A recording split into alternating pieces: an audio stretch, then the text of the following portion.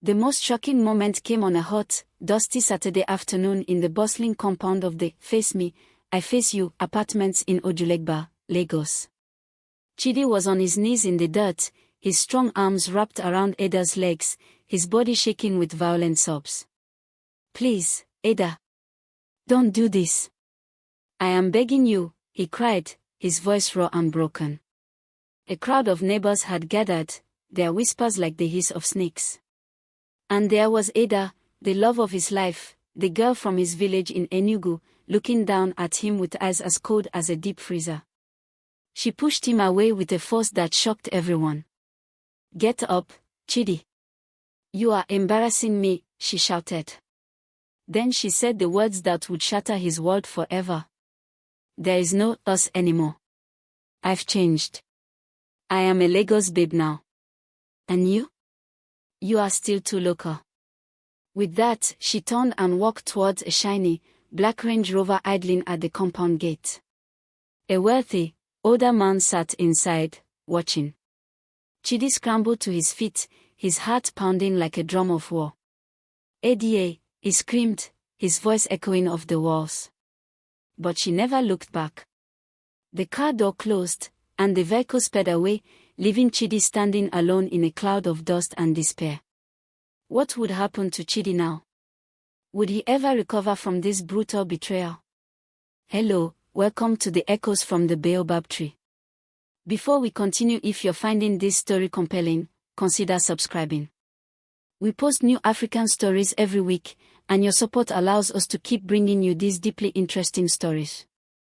Let us go back to the beginning, to a much happier time. 2 years earlier, on a bright Monday morning in June, Ada stepped off the crowded bus at the Jibowu Motor Park. The noise was incredible. Honking cars, shouting bus conductors, women selling roasted plantain. Ada clutched her small bag, her eyes wide with wonder. She had finally arrived in Lagos, the city of dreams, to be with Chidi, her sweetheart from university. "Ada. Ada." She heard her name and turned. There he was, pushing through the crowd. Chidi's face broke into a huge, sunshine smile. He ran to her, lifted her up, and spun her around. "You are here. You are really here," he laughed, his own eyes wet with joy. In that moment, with the chaotic Lagos noise around them, Ada felt only happiness. She had come to build a future with the man she loved. The Okada ride to Chidi's place was an adventure that made Ada hold on tight. They finally stopped in front of an old, 3-story building in Ojulegba.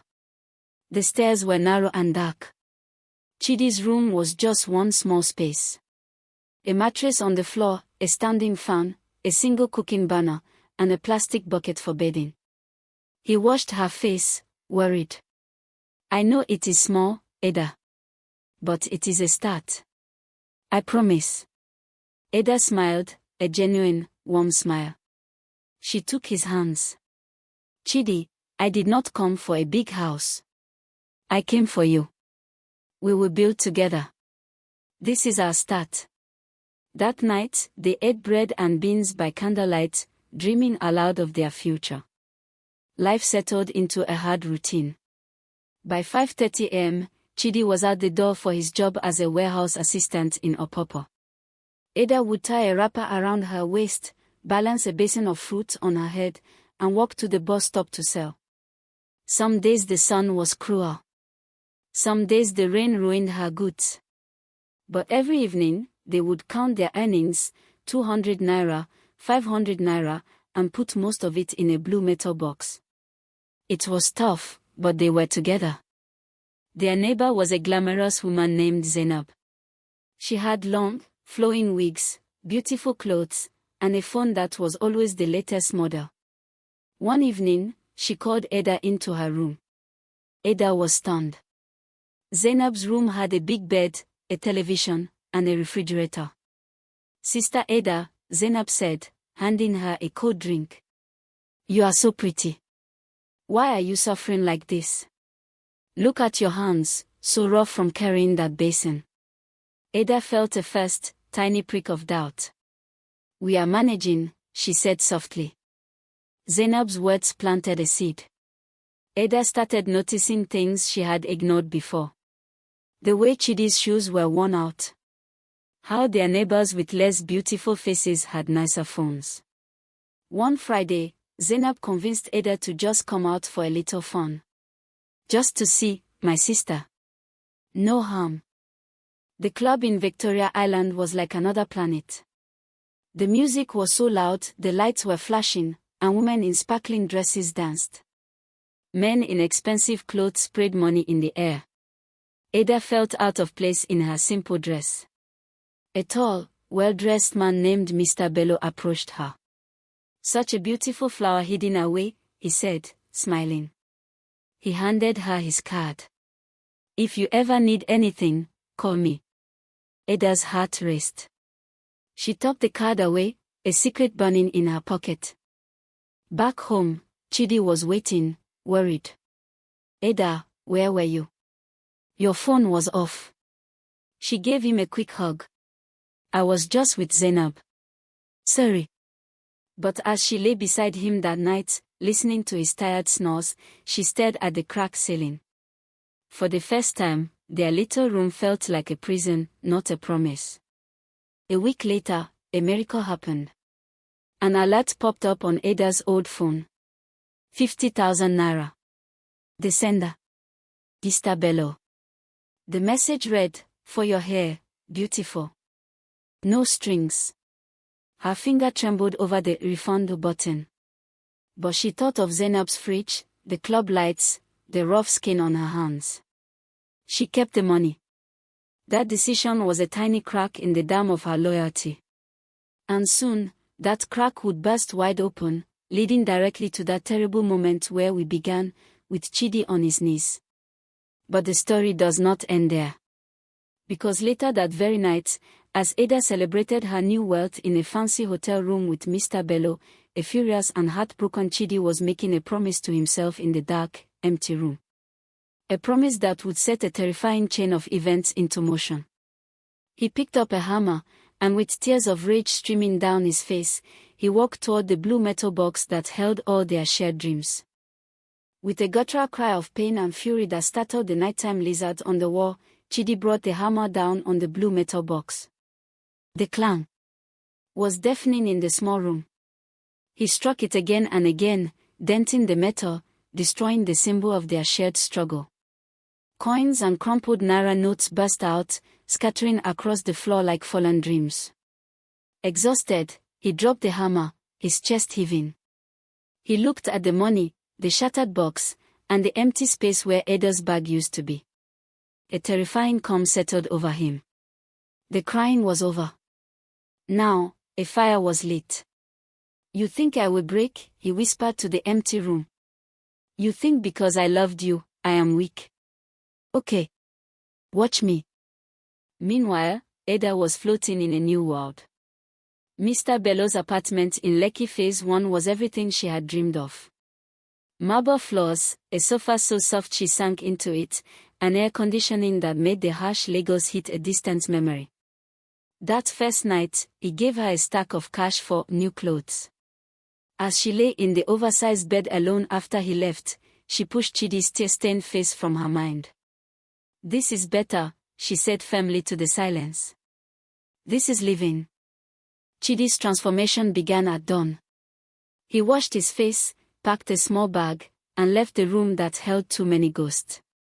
He used the shattered savings to pay for a 3-month computer training course in Yoba. During the day, he worked as a dispatch rider, braving the dangerous Lagos traffic. At night, he hunched over a shared computer, learning everything he could.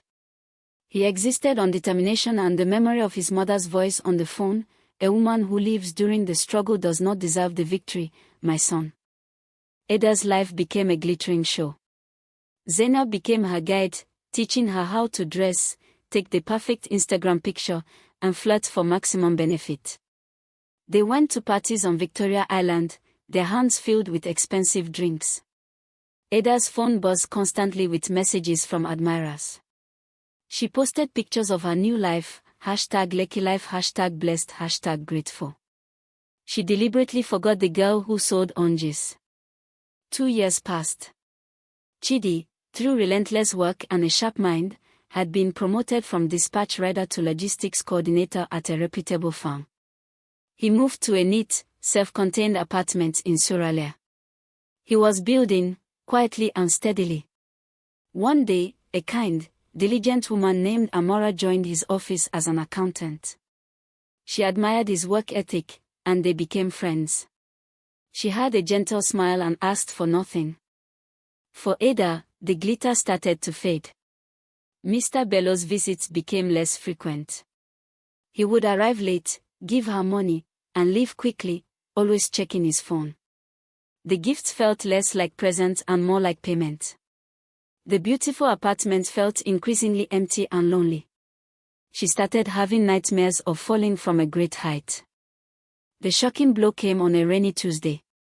Ada, feeling unwell for weeks, finally went to a clinic. The doctor smiled. "Congratulations, you are pregnant." A cold fear gripped Ada's heart. She called Mr. Bello, her voice trembling. "Sir, I am carrying your baby." The silence on the line was longer and colder than any she had ever known. Then he laughed, a short, harsh sound. "My dear, how are you sure it is mine? You think I am a fool? Do not call this number again." The call ended. He blocked her everywhere. Panic set in. Rent was due. The landlord, a stern man, showed no mercy. "Your uncle is not paying again. You have 1 week." Ada ran to Zainab, but her friend's face was closed. "My own chief is complaining about you disturbing his friend with pregnancy stories. Please, I cannot get involved." With no money saved, Ada was evicted. 7 months pregnant, she sat on the curb outside the Lekki gates, her designer bag stacked beside her, as reality crashed down with the weight of a mountain. In a quiet restaurant in Ikeja, Chidi listened as Amora spoke about her family. She was telling him about her mother's shop in Ibadan. He wasn't listening to the words, but to the melody of her honesty, the light in her eyes that didn't come from phone screens. He reached across the table and held her hand. "Amora," he said, "you are real." She smiled. "And you are a good man, Chidi. A strong one." For the first time in years, the ghost of Ada's betrayal completely left his heart. One scorching afternoon, 3 years later, a well-dressed businessman stepped out of a sleek SUV at the Computer Village Market in Ikeja. It was Chidi, now a project manager. He was there to buy a tablet for his and Amora's little daughter. Across the busy street, a worn-looking woman with a tired face struggled to lift a heavy sack of oranges onto her head.